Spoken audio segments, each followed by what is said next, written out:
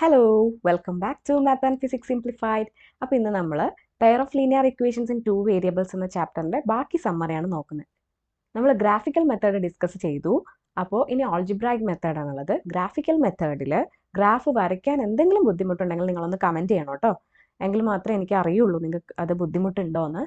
അപ്പോൾ ഞാൻ അതും കൂടി ഒന്ന് എക്സ്പ്ലെയിൻ ചെയ്ത് തരാം.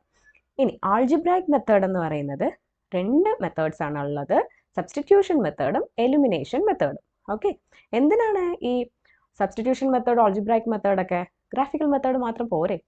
പക്ഷേ ഇങ്ങനെയുള്ള കോർഡിനേറ്റ്സ് നമുക്ക് ഗ്രാഫ് വരയ്ക്കാൻ കുറച്ച് ബുദ്ധിമുട്ടല്ലേ. ടൂൾസ് ഒക്കെ യൂസ് ചെയ്ത് സോഫ്റ്റ്വെയർ ഒക്കെ യൂസ് ചെയ്ത് വരയ്ക്കാൻ എളുപ്പമാണ്, പക്ഷെ കൈ കൊണ്ട് വരയ്ക്കാൻ കുറച്ച് ബുദ്ധിമുട്ടാണ് അല്ലേ. പേപ്പറിൽ പെന്നും പേപ്പറും യൂസ് ചെയ്തിട്ട് √5, 5√3 അല്ലെങ്കിൽ -1.92, 5.3, 2/9, 1/17 ഒക്കെ അത്രയ്ക്ക് ഈസി ആയിട്ട് സിമ്പിളായിട്ട് വരയ്ക്കാൻ പറ്റില്ല. അപ്പോൾ നമുക്ക് ആൾജിബ്രായിക് മെത്തേഡ് യൂസ് ചെയ്തിട്ട് കുറച്ചും കൂടെ ഈസി ആയിട്ട് സൊല്യൂഷൻസ് കണ്ടുപിടിക്കാൻ പറ്റും. ഓക്കെ, പിന്നെ മിസ്റ്റേക്സ് ഉണ്ടാവാനും ചാൻസ് കൂടുതലാണ് ഗ്രാഫ് വരയ്ക്കുമ്പോൾ, നമ്മൾ വരയ്ക്കുമ്പോൾ. ഓക്കെ, അപ്പോൾ നമുക്ക് സബ്സ്റ്റിറ്റ്യൂഷൻ മെത്തേഡ് നോക്കാം. അപ്പോൾ ഇത് കുറച്ച് ഈസി ആയിട്ടുള്ള ക്വസ്റ്റ്യൻ ആണ്, എനിക്കറിയാം. പക്ഷേ ഈ സബ്സ്റ്റിറ്റ്യൂഷൻ മെത്തേഡും എലിമിനേഷൻ മെത്തേഡിനും ഒന്ന് റിവൈസ് ചെയ്യാൻ വേണ്ടി, സമ്മറി അല്ലേ, റിവൈസ് ചെയ്യാൻ വേണ്ടി മാത്രമാണ് ഞാൻ ക്വസ്റ്റ്യൻസ് എടുക്കുന്നത്. നമ്മൾ ഇതിൻ്റെ സാമ്പിൾ ക്വസ്റ്റ്യൻ പേപ്പർ, അത് സ്റ്റാൻഡേർഡ് ആയിട്ടുള്ള സാമ്പിൾ ക്വസ്റ്റ്യൻ പേപ്പർ അടുത്ത വീഡിയോയിൽ ചെയ്യുന്നതായിരിക്കും. ഓക്കെ, അപ്പോൾ x + y = 14 and x - y = 4 എന്ന് തന്നാൽ എങ്ങനെയാണ് സബ്സ്റ്റിറ്റ്യൂഷൻ മെത്തേഡ് യൂസ് ചെയ്ത് സോൾവ് ചെയ്യുക? അപ്പോൾ ഫസ്റ്റ് നമ്മൾ ചെയ്യേണ്ട സ്റ്റെപ്പ് എന്ന് പറഞ്ഞാൽ x + y = 14 എന്നുള്ളിടത്ത് നമുക്ക് എക്സിൻ്റെ വാല്യൂ നമുക്ക് എഴുതാം. എക്സ് എങ്ങനെയായിരിക്കും? 14 - y. അത് ഏത് ഇക്വേഷൻ യൂസ് ചെയ്ത്, ഫസ്റ്റ് ഇക്വേഷനോ സെക്കൻഡ് ഇക്വേഷനോ യൂസ് ചെയ്ത് എക്സിൻ്റെ വാല്യൂ ഇങ്ങനെ എഴുതാം കേട്ടോ. എന്നിട്ട് നമുക്ക് കിട്ടുന്ന ആൻസർ നമ്മൾ സെക്കൻഡ് ഇക്വേഷനിലേക്ക് പ്ലഗ് ചെയ്യാണ് അല്ലേ. സബ്സ്റ്റിറ്റ്യൂട്ട്, സെക്കൻഡ് സ്റ്റെപ്പ് എന്ന് പറഞ്ഞാൽ substitute this X value in equation 2. അപ്പോൾ എക്സിൻ്റെ വാല്യൂ, എക്സിന് പകരം 14 - y കൊടുത്താൽ എങ്ങനെ ഉണ്ടാവും? 14 - y = 4.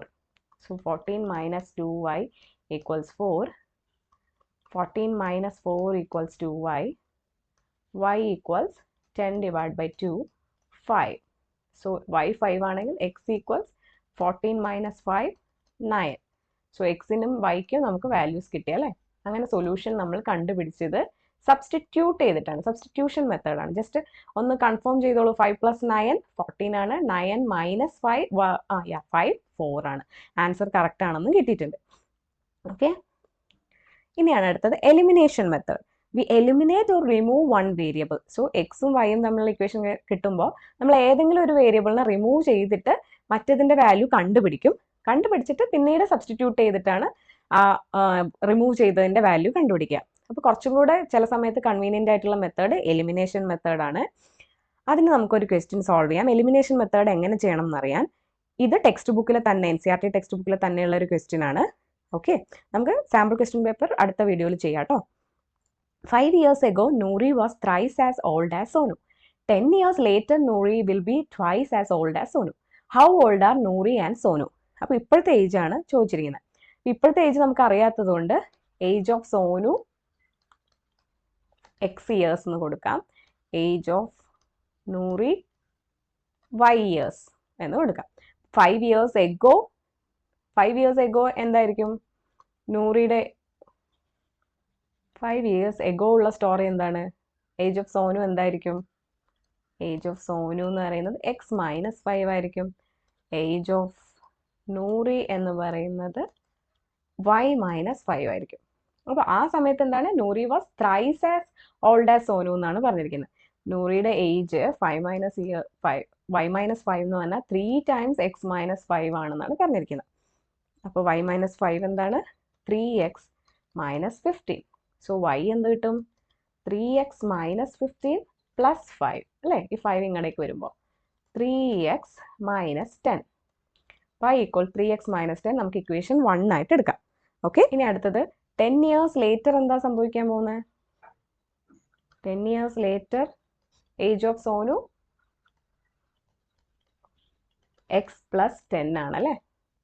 Age of Noori y + 10 ആണ്. Okay, so x + 10 years later ആകുമ്പോൾ നൂറിയുടെ ഏജ് ട്വൈസ് ആകുമെന്നാണ് പറഞ്ഞിരിക്കുന്നത്.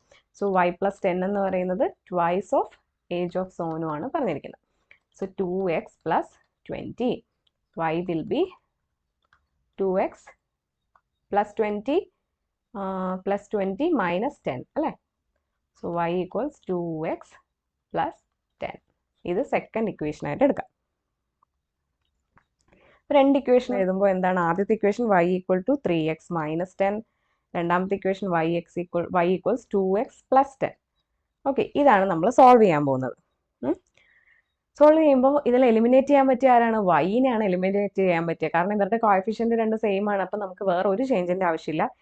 ഈ രണ്ട് ഇക്വേഷനും ഒന്ന് സബ്ട്രാക്ട് ചെയ്താൽ, ഇക്വേഷൻ 1 മൈനസ് 2 ചെയ്താൽ, ഇക്വേഷൻ 1 മൈനസ് ഇക്വേഷൻ 2 ചെയ്താൽ എന്ത് വരും? y മൈനസ് y 0 വരും. എലിമിനേറ്റ് ചെയ്തു, അതാണ് elimination method. 3x minus 2x x വന്നു. മൈനസ് 10 മൈനസ് 20 അല്ലേ? So x minus 20 equal to 0. So ഇവിടെ എലിമിനേഷൻ ഓഫ് y ആണ് സംഭവിച്ചത്. അതാണ് എലിമിനേഷൻ മെത്തേഡ്. ജസ്റ്റ് ആ മെത്തേഡ് എന്താണെന്ന് ഓർമ്മിപ്പിക്കാൻ വേണ്ടി മാത്രമാണ് ഈ ക്വസ്റ്റ്യൻ എടുത്ത് ചെയ്യുന്നത് കേട്ടോ. X equal to 20. Age of Sonu, ഇപ്പോഴത്തെ സോനുവിൻ്റെ ഏജ് 20 ആണ്. അപ്പോൾ ഇപ്പോഴത്തെ നൂറയുടെ ഏജ് എന്തായിരിക്കും? ഏതെങ്കിലും ഒരു ഇക്വേഷനിൽ സബ്സ്റ്റിറ്റ്യൂട്ട് ചെയ്താൽ മതി. ഓക്കെ, ഫസ്റ്റിലോ സെക്കൻഡിലോ. 3 times 20 minus 10, 60 minus 10, 50. അപ്പം നൂറയുടെ ഇപ്പോഴത്തെ ഏജ് 50, സോനുവിൻ്റെ ഇപ്പോഴത്തെ ഏജ് 20. 5 years ബാക്ക് സോനുവിന് എത്രയായിരുന്നു? 15 ആയിരുന്നു. നൂറിക്ക് 45 ആയിരുന്നു. 3 times അല്ലേ? 10 years later സോനുവിന് എത്രയാവും? 30 ആവും. നൂറിക്ക് 60 ആവും. 2 times. അപ്പോൾ ആ ഒരു കണ്ടീഷനും സാറ്റിസ്ഫൈഡ് ആയി. ഓക്കെ, രണ്ട് മെത്തേഡ് മനസ്സിലായെന്ന് വിചാരിക്കുന്നു. ഇതിൻ്റെ കൂടുതൽ ക്വസ്റ്റ്യൻസ് നമ്മൾ അടുത്ത വീഡിയോയിൽ ചെയ്യുന്നതാണ്. അപ്പോൾ മറക്കാണ്ട് സബ്സ്ക്രൈബ് ചെയ്യൂ കേട്ടോ.